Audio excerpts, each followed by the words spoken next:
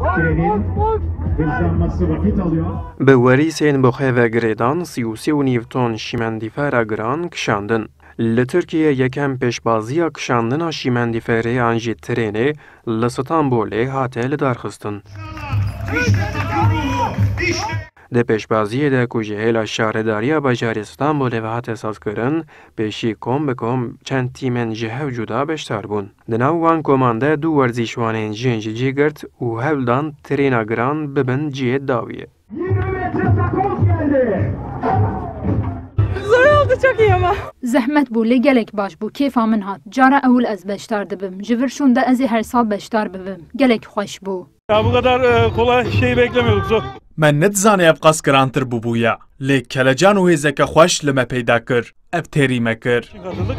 Sonrasında da heyecan. Birazcık zorlayıcı oldu fakat... Bêguman li me giran hat. Lê bi bawerî û xîreta xwe me ev trêna giran heta dawiyê bir û ez pê gelek şanaz bûm. Mutluluk verdi. Yorulmak yok, zorlanmak yok. Zahmetî westandin nexema me ye. Em pê gelek dilxweş û şanaz bûn. Baş e ku em beşdarî vê pêşbaziya rengîn bûn. Çıkıcı biraz zorlandık. Di destpêkê de zehmet bû. Lê belê, paşê bi hêza tîma xwe me ev tirên bir serî. Piştî tîman werzîşwanên profesyonel ku di pêşbaziyên berê yên navdewletî de hatine xelat kirin bi tena serê xwe şîmendîfera 33 ton kişandin. Şu an çok yorgunum.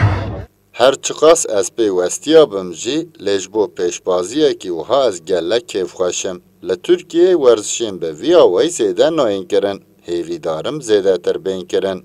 Bu saatten sonra üzgünüm.